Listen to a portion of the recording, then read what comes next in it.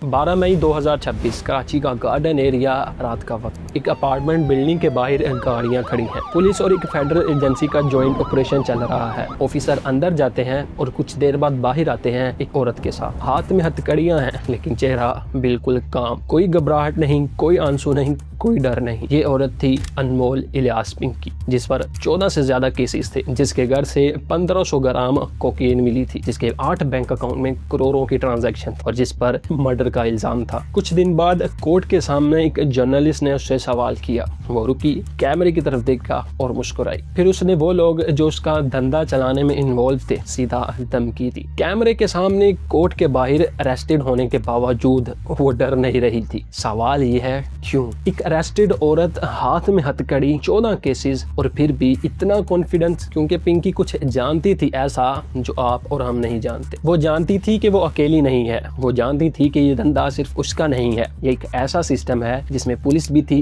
Politician भी थे और एलाइट क्लास भी थी, और सब एक दूसरे को प्रोटेक्ट कर रहे थे। पिंकी सिर्फ एक नाम थी, एक चेहरा थी, लेकिन असली कहानी उसके पीछे थी। अस्सलामुअलैकुम दोस्तों, मैं हूं उस्मान अल्ताफ और आज हम बात करेंगे पाकिस्तान के एक कोकेन नेटवर्क की। ऐसी कहानी जो सिर्फ एक औरत की गिरफ्तारी नहीं बल्कि पूरे सिस्टम का पर्दाफाश है। कराची गार्डन एरिया, एक ऑर्डिनरी अपार्टमेंट। बाहर से देखो कुछ खास नहीं, एक आम बिल्डिंग, एक आम मोहल्ला, लेकिन अंदर एक ऐसी ऑपरेशन चल रही थी जिसने पूरी सिटी हिला दी। अनमोल, जिसे सब पिंकी कहते थे, कराची की एक आम औरत थी। आम घर, आम जिंदगी, कोई क्रिमिनल बैकग्राउंड नहीं, कोई अंडरवर्ल्ड कनेक्शन नहीं। पहली शादी हुई, चली नहीं। पहले शौहर ने 14 साल पहले छोड़ दिया। फिर दूसरी शादी हुई और यहाँ से जिंदगी का रुख बदला। इन्वेस्टिगेटर्स का कहना है कि राना नासिर वो इंसान था जिसने पिंकी को इस दुनिया से मिलवाया, ड्रग ट्रेड की दुनिया से, पाकिस्तान के अंडरवर्ल्ड से। ये कनेक्शन, ये एक मुलाकात पिंकी की पूरी जिंदगी बदल गई। अरेस्ट होने से 3 महीने पहले उसने राना नासिर को भी छोड़ दिया, लेकिन तब तक बहुत देर हो चुकी थी। वो इस दुनिया में इतनी गहरी उतर चुकी थी कि निकलना मुश्किल था। अब आए उस काम की तरफ जो वो कर रही थी। पिंकी सिर्फ एक डीलर नहीं थी, वो एक मैन्युफैक्चरर थी, वो एक ब्रांड थी। इंटेरोगेशन के दौरान उसने खुद कहा कि पाकिस्तान में मुझसे बेहतरीन कोकेन कोई नहीं बना सकता। और ये सिर्फ बात नहीं थी, उसने अपनी कोकेन को ब्रांड किया। 2 कैटेगरीज, वाइट कुक 25,000 पर ग्राम, गोल्डन कैटेगरी 40,000 पर ग्राम। सोचो, 1 ग्राम कोकेन 4,000 रुपए नहीं, 40,000 रुपए। ये कौन खरीदता था? कौन इंसान 1 ग्राम कोकेन पर 40,000 रुपए खर्च कर रहा था? वो बात ले देखते हैं। डिलीवरी का तरीका भी कोई आम नहीं था। कोई सीधा कांटेक्ट नहीं, कोई फोन कॉल नहीं, कोई मिलना नहीं। पहले पेमेंट आने के 10 मिनट बाद ड्रग्स सिटी के किसी कोने में रख दी जाती। फिर उस जगह की एक फोटो बायर को सेंड। कोई विटनेस नहीं, कोई ट्रेल नहीं, कोई प्रूफ नहीं। और डिलीवरी के लिए फीमेल राइडर्स। फीमेल्स ही क्यों? क्योंकि पुलिस चेक पॉइंट पर मर्द राइडर्स को ज्यादा रोका जाता है, लेडीज राइडर ज्यादा आसानी से निकल जाती हैं।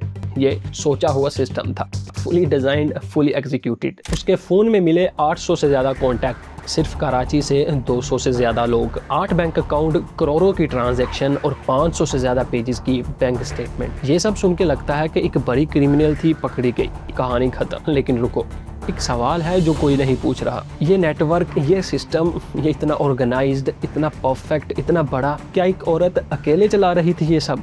अगर नहीं तो कौन था इसके साथ? एक सीन इमेजिन करो, कराची में DHA का एक बड़ा घर, रात का वक्त और प्राइवेट पार्टी। मेहमान अमीर हैं, गाड़ियां बाहर खड़ी हैं इंपोर्टेड, अंदर म्यूजिक चल रहा है और लाइट डिम है, और एक कोने में एक गोल्डन कलर्ड बॉक्स, पिंकी की ब्रांडेड कोकेन। डॉन और एक्सप्रेस की रिपोर्ट के मुताबिक पिंकी के कस्टमर में थे स्टूडेंट और कुछ प्रोमिनेंट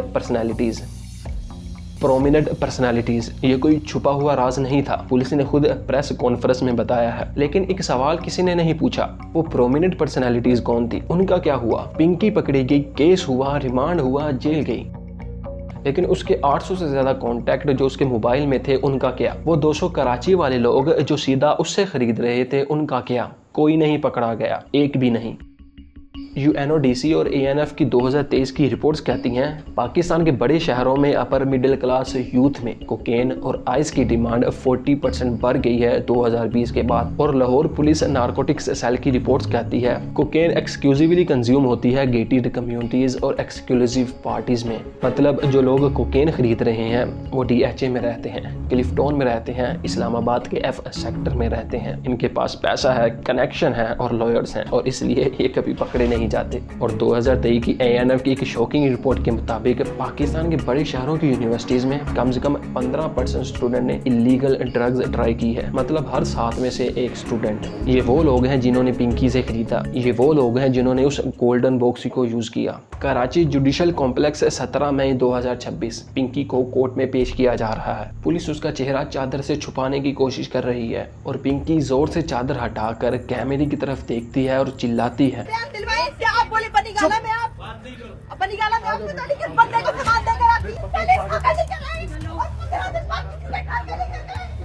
बनी गाला इस्लामाबाद का वो एरिया है जहां पाकिस्तान तहरीक इंसाफ के चेयरमैन और साबिक प्राइम मिनिस्टर इमरान खान का घर है। डॉन की रिपोर्ट्स के मुताबिक पिंकी ने स्पेसिफिकली कहा है कि पुलिस ने उसे इंस्ट्रक्शन दी थी कि वो कोर्ट में कहे कि वो बनी गाला में एक शख्स को कोकेन डिलीवर करती रही है। ये बयान उसने खुद नहीं दिया, उसके मुताबिक ये पुलिस का लिखवाया हुआ स्क्रिप्ट था। एक्सप्रेस की रिपोर्ट कहती है कि पिंकी के लॉयर ने कोर्ट में आर्गू किया है कि उसकी क्लाइंट पर पॉलिटिशियन, एक्ट्रेस और इन्फ्लुएंशियल लोगों को झूठी तरह फंसाने का प्रेशर डाला जा रहा है। अब यहाँ दो चीजें हैं। एक है पुलिस का वर्जन। पुलिस कहती है पिंकी एक हाईली कनिंग ड्रग डीलर है, बयान बदलती है, झूठ बोलती है, वो मैनिपुलेशन कर रही है, 15 साल ड्रग डीलिंग की, 7 साल से वांटेड है। ये सब उसकी चालाकी है। और दूसरी तरफ है पिंकी का वर्जन, और वो कहती है कि उसे लाहौर से उठाया गया है, 22 दिन इलीगल कस्टडी में रखा गया है, फोर्स किया गया है, नकली केसेस, नकली ड्रग्स, नकली लोकेशन। कौन सच बोल रहा है अभी कोई नहीं जानता। IG सिंध जावेद असलम ने प्रेस कॉन्फ्रेंस में बताया है कि इस केस पर मल्टीपल एजेंसीज मिलकर इन्वेस्टिगेशन कर रही हैं। इस केस की नेचर ऐसी है कि बहुत से नाम सामने आ सकते हैं और हम कई रिस्क को जहन में रखकर चल रहे हैं। मतलब जो नाम सामने आ सकते हैं उन्हें रिस्क कहा जा रहा है। अब एक सवाल है जिसका जवाब सिस्टम को देना है। पाकिस्तान में 67 लाख ड्रग यूजर हैं और ये नंबर हर साल बढ़ता जा रहा है, क्योंकि जब तक डीलर्स पकड़े जाते हैं नेटवर्क चलता रहता है। जब तक छोटे लिंक तोड़े गए ऊपर वाले सेफ रहे। अभी मई 2026 में ये केस चल रहा है, इन्वेस्टिगेशन जारी है, रिमांड बढ़ता जा रहा है। पिंकी जेल में है, चीख रही है, चिल्ला रही है, नाम लेने से इनकार कर रही है, चाहे वो सच बोल रही है चाहे झूठ। लेकिन एक चीज साफ है, इस पर्दे के पीछे कुछ है, कुछ बहुत बड़ा। अब पाकिस्तान को डिसाइड करना है कि वो दरवाजा खोलना है या बंद करना है। मिलते हैं अगली वीडियो में। अल्लाह हाफिज।